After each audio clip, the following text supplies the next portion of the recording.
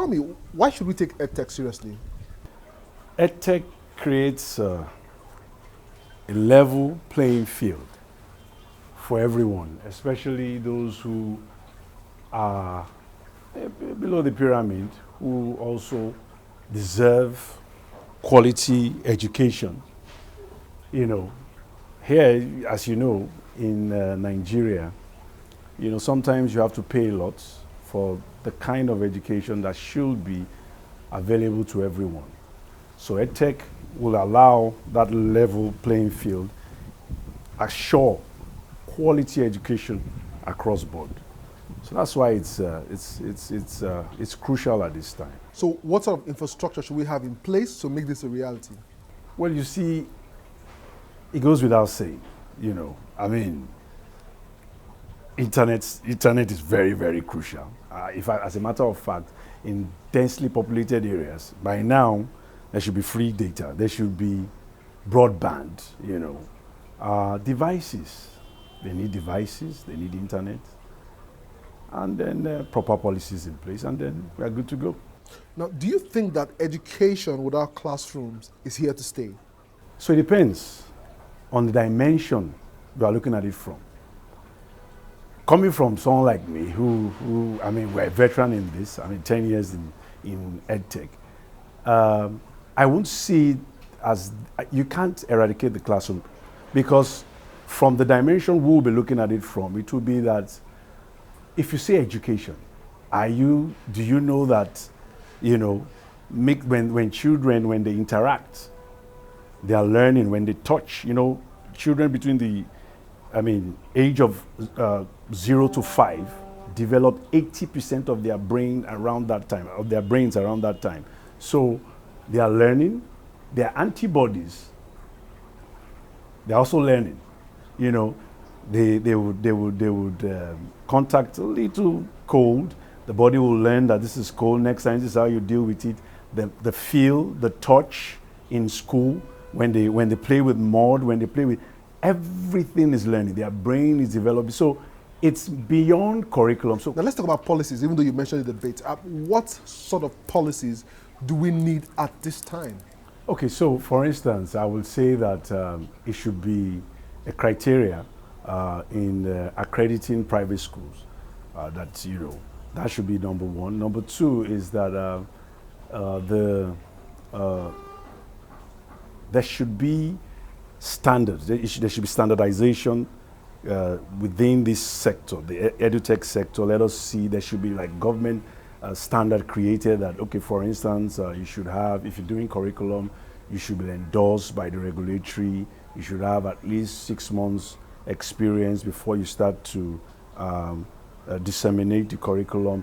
And then also, it should be a major IGR platform.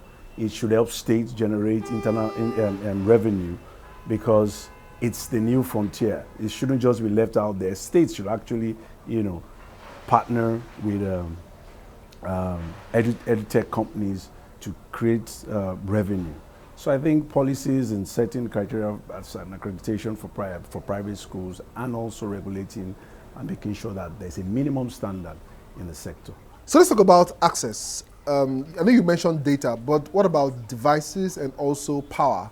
How would parents manage all of this? Okay, so when it comes to power, I don't think that we should cry over spilled milk. It shouldn't be because we don't have power, we cannot move forward. So for instance, we have a package that we call Rodukate Mass. So it's geared towards public school children, which means that we provide device in partnership with an operating system called KIOS.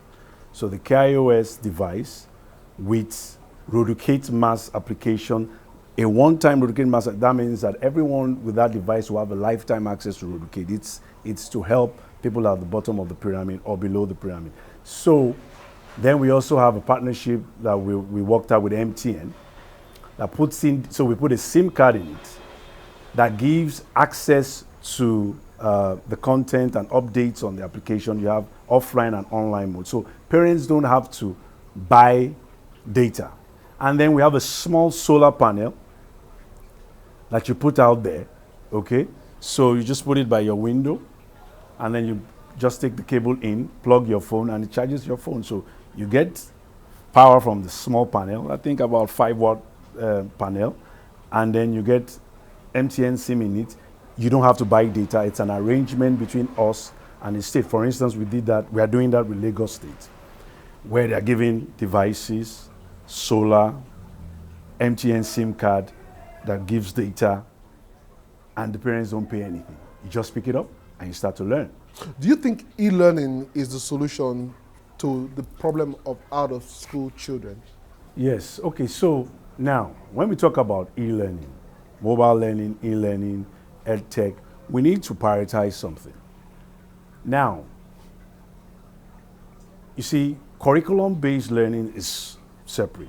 We need to begin to design learning, allow teachers and communities to design learning, assuming that we give them access, okay? These children that we are talking about, they don't, look, skill acquisition is a massive way of learning. In fact, if you want to create the informal sector, that's a crucial thing. And they should be able to learn in their adage, in their native language, in pidgin. For instance, you don't have to have text to learn. You can have a nice, well-designed curriculum for skill acquisition using video, using pidgin or Hausa or Igbo or whatever language you want to speak, especially that these people live in their markets. They speak the language of their market, they can trade in their market, and most of them are functionally illiterate, meaning that they know how to add 10 naira plus 50 naira, 60 naira. If you write it down, they may not know it. So why don't we keep learning at that level and let everybody also create their own businesses online using their culture, So it will help the out-of-school children if we define what learning should be, and if we plug it into our national policy, knowing that, okay, look, listen, I know that the federal government is trying to create that. I mean, they've come up with all kinds of programs trying to create that informal sector, middle class, driving the economy. I mean, if you look at countries in the West, 80% of the economy is driven by the informal sector. So Femisola, one challenge that parents complain about oftentimes is distraction. How do you think they should deal with this? So there are two dimensions to that. There's a parental control dimension, and there is learning dimension. So the parental control dimension, like I said before, this is not about talking about Roducate or anything. Well, like the kind of package we are talking about, where we have the network SIM card that accesses just our application alone. You can also, that's why I said we also have for private schools. So if a private school comes to the onboarding platform, you also you plug into that program where you don't buy data, and the data is locked to the application so that the student can't access anything. And then there's also the learning part.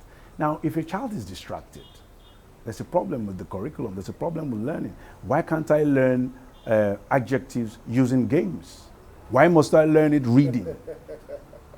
That's also a problem. That's an indication that there's a problem. So, and that's where EdTech comes in, where you can have a mix. You have games here, you have videos here. Look, there are children that they cannot pass any exam by reading. But guess what? We've failed them, and we've left them out there doing nothing. However, if they have an opportunity to learn using games, or learn just watching animated videos, you understand, they will excel. Thank you for being on the show today. It's been an absolute pleasure chatting with you. Thank you for having me.